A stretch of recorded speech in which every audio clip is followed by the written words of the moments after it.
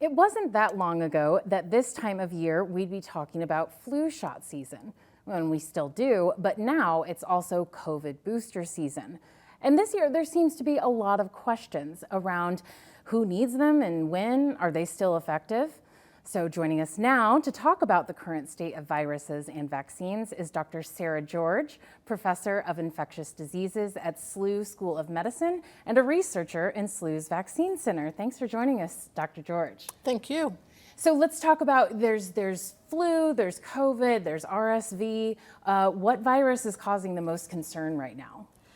Well, they're all causing concern. Fortunately, right now, flu activity is fairly low in Missouri, but it is expected to pick up as it usually does once it gets colder.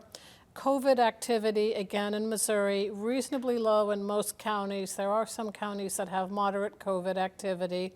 And RSV, unfortunately, is starting to pick up in children right now.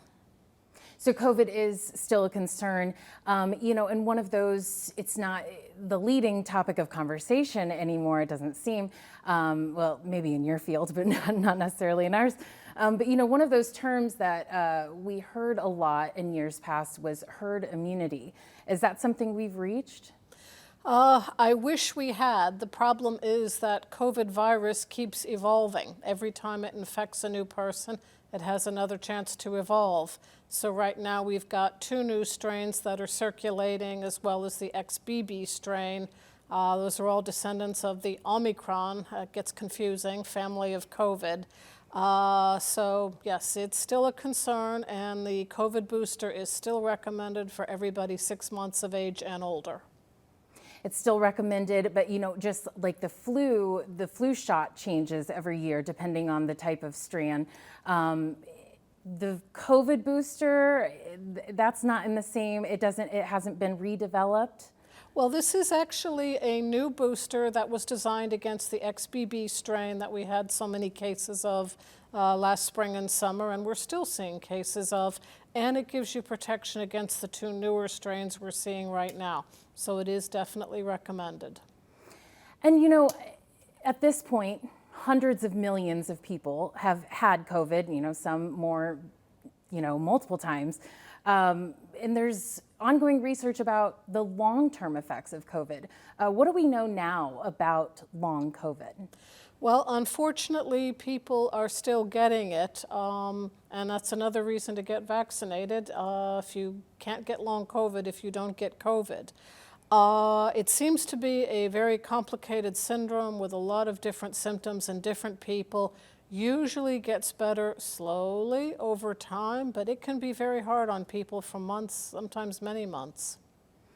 And as a professor teaching about this with other students or working with students, have you noticed an increase of interest in covering viruses and vaccines?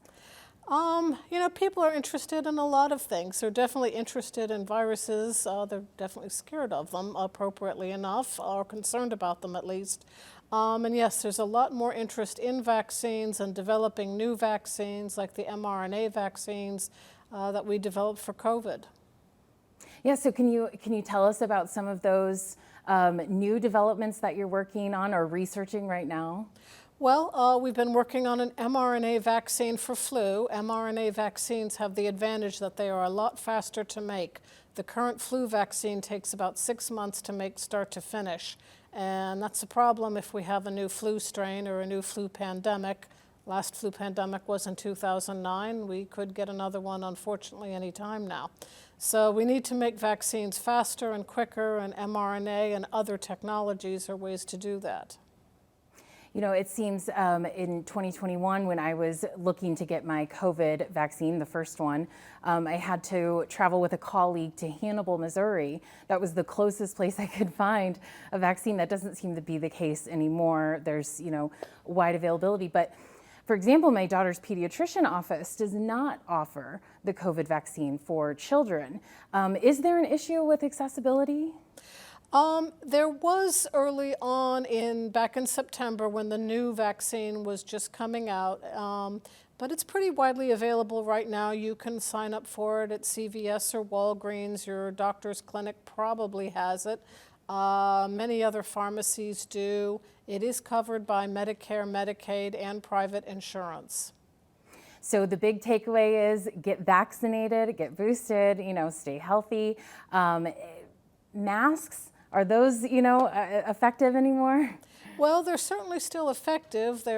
People are kind of tired of them, understandably, but if you choose to wear one, feel free to do so. Again, right now we're not seeing a whole lot of flu or COVID activity, but that's expected to go up as the weather gets colder. It usually does. Dr. Sarah George, thank you so much for joining us. Thank you.